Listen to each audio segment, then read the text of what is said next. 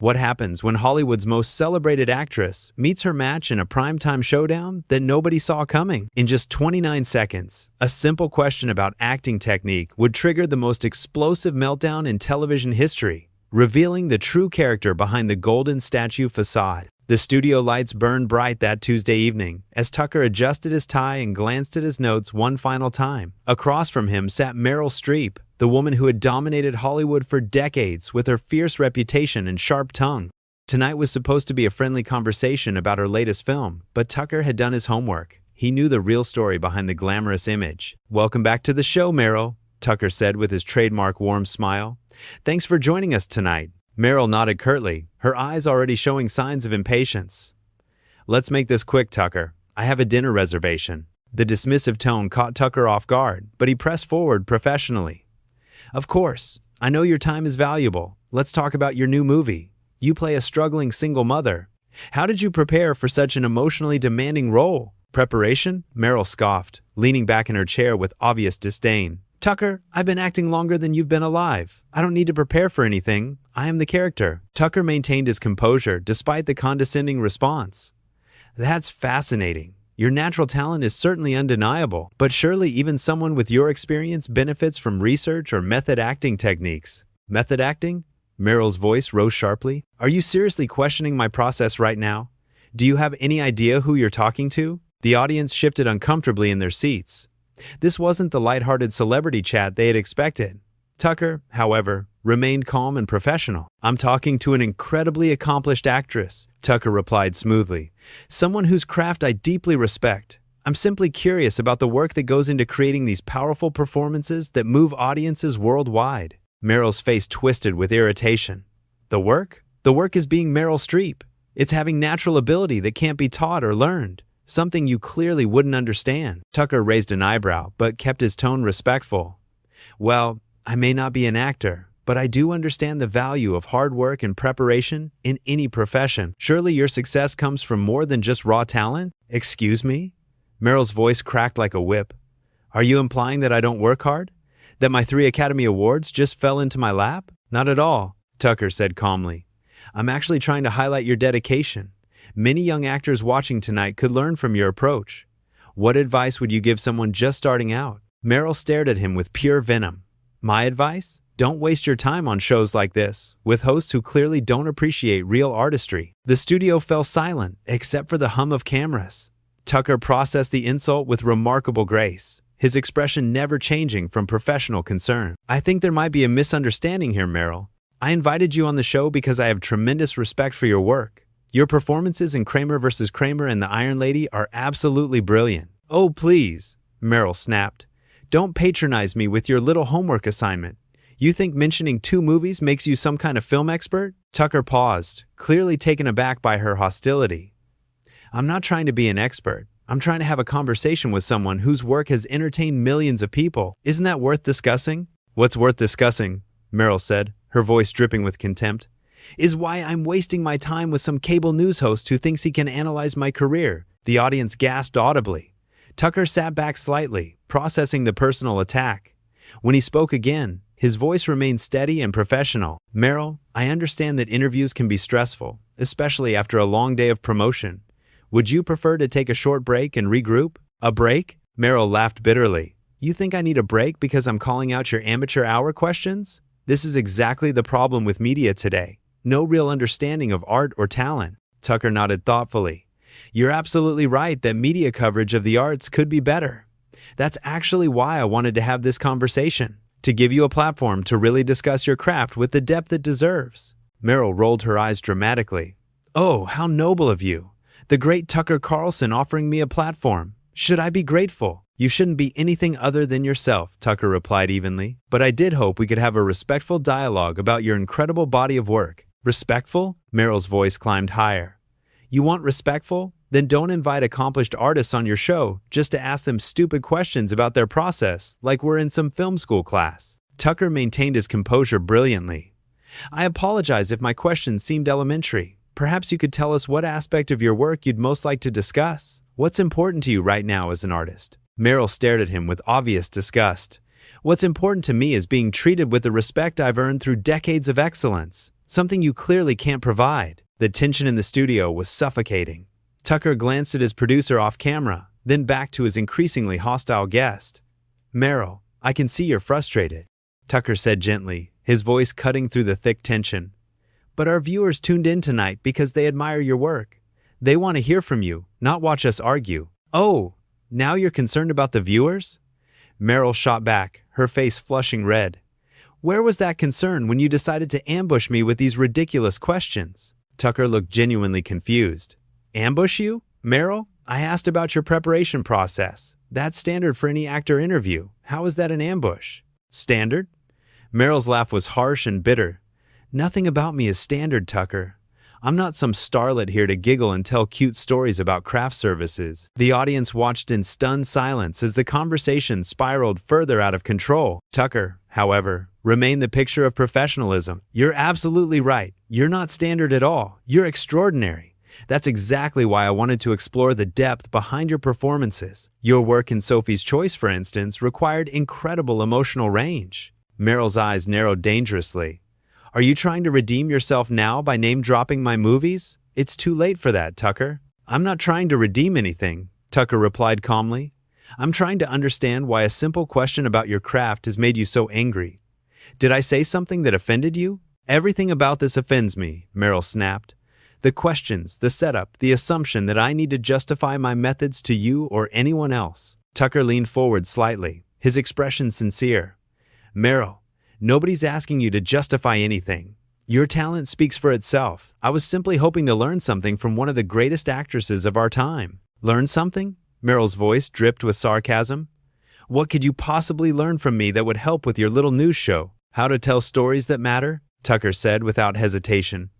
"How to connect with people emotionally. How to make them believe in something bigger than themselves. Isn't that what great acting does?" For a moment, Meryl seemed caught off guard by his sincerity.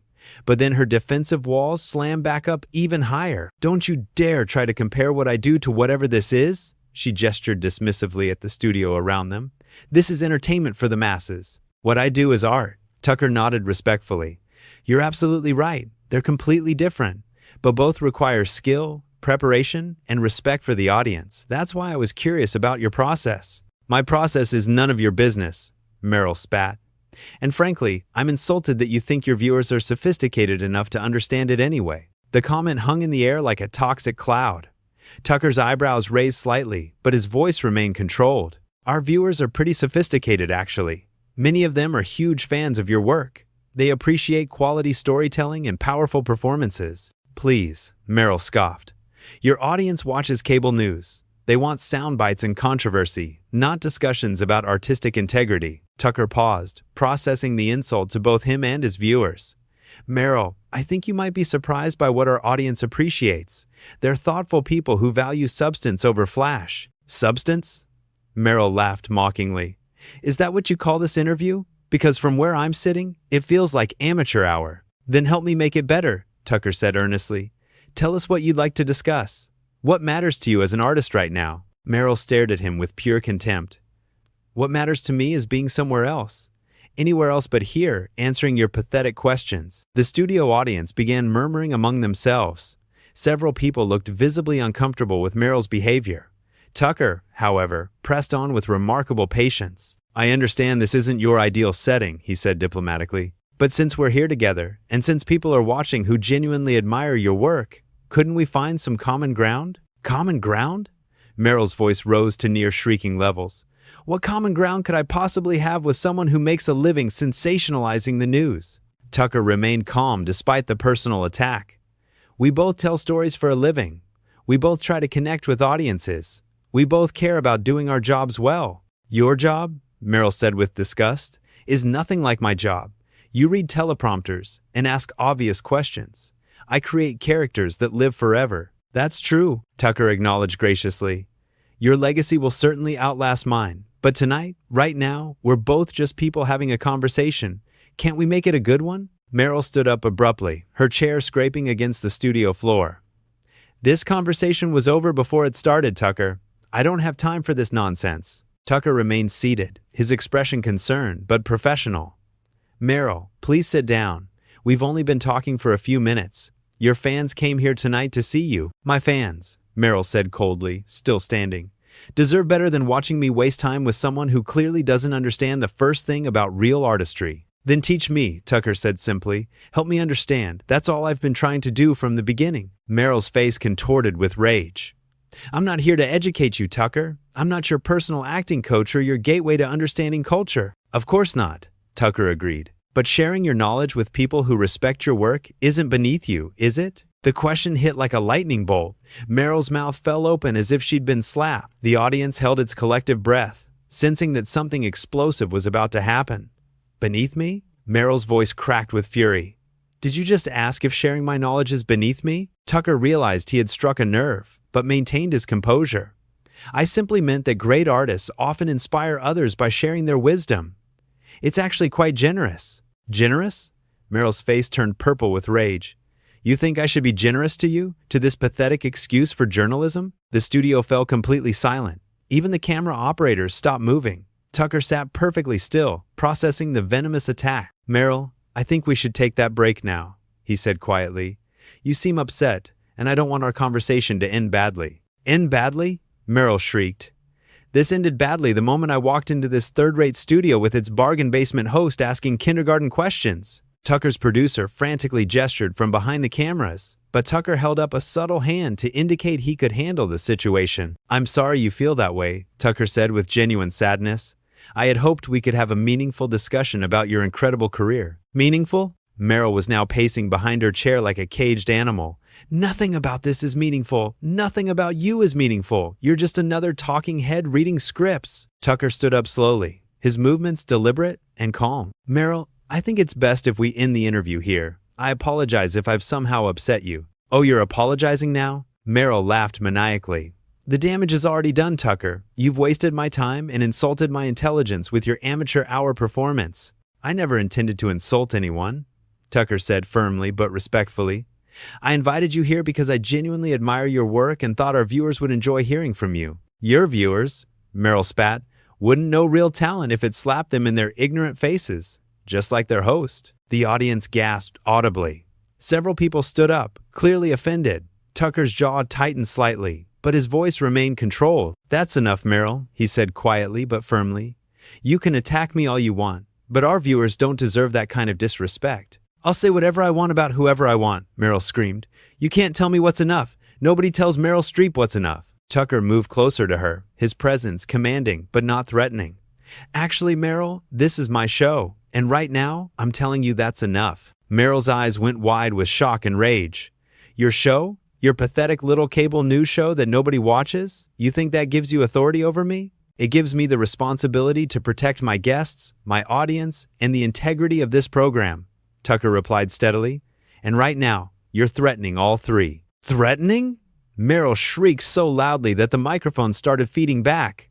The only threat here is to my reputation by being associated with this garbage. Tucker looked directly into the camera, addressing his viewers with remarkable composure despite the chaos happening beside him. Ladies and gentlemen, I apologize for what you're witnessing tonight. This is not the conversation I had hoped to have with one of cinema's most celebrated performers. Don't you dare apologize for me, Meryl screamed, moving toward Tucker aggressively. And don't you dare speak to your audience about me like I'm not standing right here. Tucker turned back to face her, his expression firm but professional. Then act like the professional you claim to be and have a civil conversation, or leave my studio. The ultimatum hung in the air like thunder. Meryl stood frozen, her mouth agape, clearly not expecting Tucker to draw such a clear line in the sand. Leave your studio? She whispered, then exploded. Leave your studio? Nobody tells Meryl Streep to leave anywhere. I am a 3-time Academy Award winner. I am cinema royalty. You are nothing. Tucker nodded calmly. You're absolutely right. You are cinema royalty, which makes your behavior tonight even more disappointing. The Meryl Streep I've admired for years would never treat people this way. The comment hit Meryl like a physical blow. For a split second, her mask slipped completely, revealing something raw and wounded underneath. But then the rage returned tenfold. How dare you lecture me about behavior, she screamed, pointing a shaking finger at Tucker. How dare you pretend to know anything about who I am or what I should be? I'm not pretending anything, Tucker said sadly. I'm just watching someone I've long respected have a complete meltdown on television, and it breaks my heart. Your heart? Meryl's laugh was pure venom. Your heart doesn't matter. Your opinion doesn't matter. You don't matter. Tucker walked calmly to his desk and pressed a button. Two security guards immediately appeared from the wings. Gentlemen, please escort Miss Streep out of the building, Tucker said quietly. Make sure she gets to her car safely. No, Meryl screamed, backing away from the approaching security. You cannot throw me out. I am Meryl Streep. This is career suicide for you. Tucker looked at her with something approaching pity. Meryl, your career will survive this just fine. You're too talented for it not to, but your dignity might not recover as easily. My dignity? Meryl was hyperventilating now, her words coming in gasped between screams. You're talking to me about dignity while having me physically removed? This is assault. This is kidnapping. The security guards gently but firmly took Meryl by the arms. She continued screaming as they guided her toward the exit. This isn't over, Tucker. I will destroy you for this. I will make sure you never work in television again. Do you hear me? Never again. Her voice echoed through the studio, even as she disappeared behind the curtain. Tucker stood alone on the set, the audience sitting in stunned silence. He walked back to his desk, sat down, and looked directly into the camera with profound sadness in his eyes. Ladies and gentlemen, I want to apologize for what you just witnessed. That wasn't the Meryl Streep any of us know and love from her incredible body of work. I hope she gets the help she clearly needs, and I hope her fans can separate the artist from what happened here tonight. He paused, collecting himself before continuing. When we come back, we'll have a much more pleasant conversation with our next guest, who I promise will treat you all with the respect you deserve.